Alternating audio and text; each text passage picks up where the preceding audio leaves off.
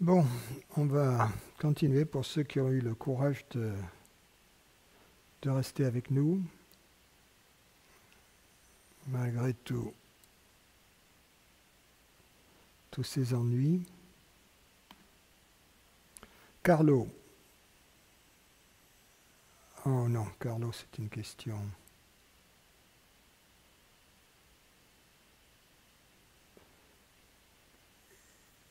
Carlo, il a posé une question en anglais.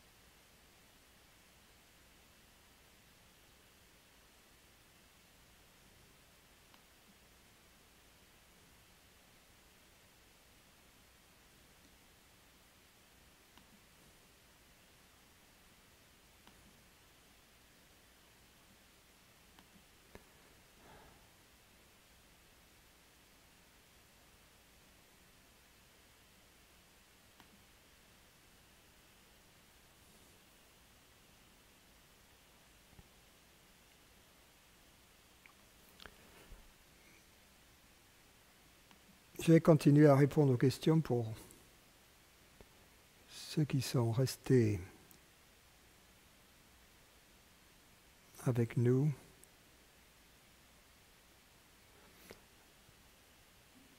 En fait, il n'y avait plus qu'une question qui restait, c'était celle de Pierre. Il dit « Nous autres humains avons conscience d'avoir conscience.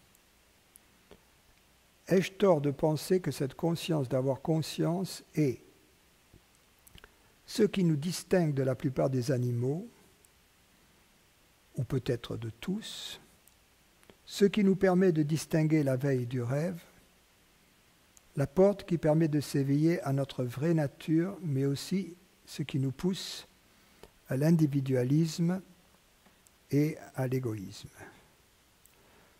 Oui,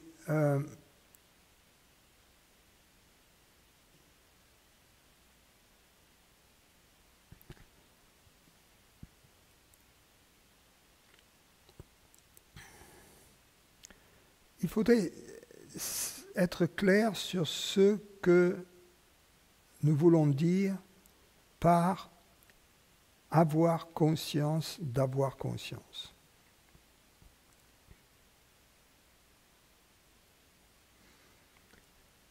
Être conscient d'être conscient, comme une expérience, c'est le bonheur. C'est l'expérience de la conscience pure. Cette expérience de la conscience pure n'est pas l'apanage des humains, ni des animaux. Elle n'est l'apanage que de la conscience. Donc lorsque nous sommes vraiment conscients d'être conscients, nous ne le sommes pas en tant qu'homme, en tant qu'animal, ou en tant que quoi que ce soit d'autre.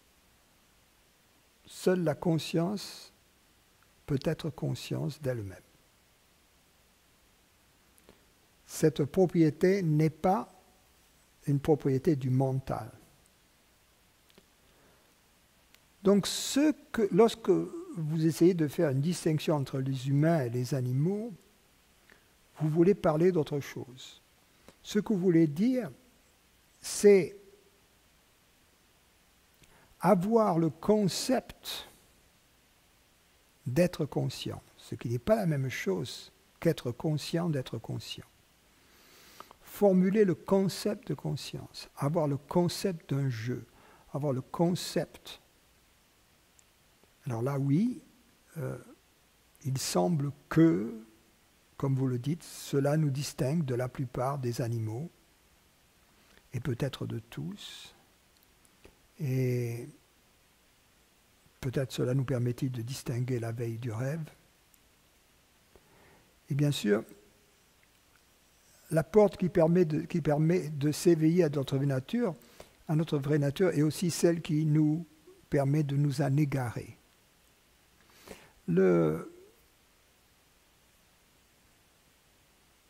Heinrich von Kleist, l'auteur dramatique et le romancier allemand, dans un de ses articles, dit que le jardin d'Éden a 2 portes. Par l'une, l'homme sort après l'enfance, et par l'autre, il y retourne dans la sagesse.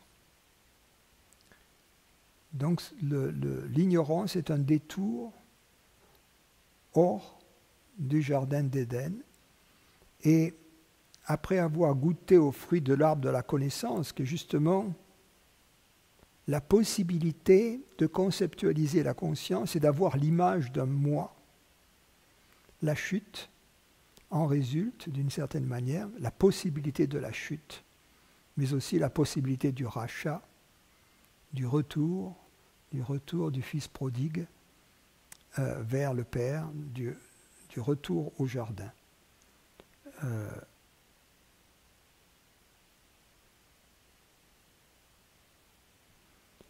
Bien sûr, nous autres humains, d'avoir conscience, il ne faudrait pas être trop anthropocentriste.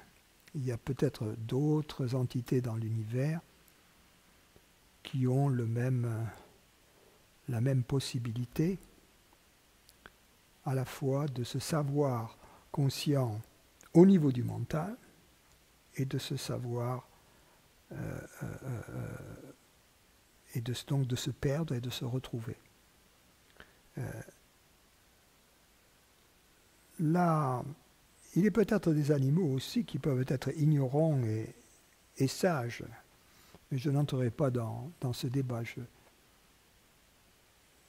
Il ne m'intéresse pas vraiment. Mais en tant que conscience, par contre, nous la partageons avec les animaux. Et donc, les animaux sont nos frères. Donc, le fait que nous ayons la possibilité de conceptualiser la conscience ne nous donne pas le droit de maltraiter ou de tuer les animaux innocents, car eux aussi sont doués de conscience. Au contraire, le fait que nous puissions savoir au niveau du mental que nous sommes conscients, en fait, nous confère des responsabilités. Je veux dire par là que le fait que Dieu a donné à l'homme la royauté dans le règne animal, implique des responsabilités, la responsabilité d'amour à l'égard des animaux, et non pas le droit de les tuer et de les utiliser comme bon nous semble. Voilà ce que je voulais rajouter comme petite remarque. Voilà, je suis désolé que ça ne soit pas très bien passé. On va regarder, on va essayer de voir quelle en est la raison et nous mettrons ces vidéos sur YouTube pour tous.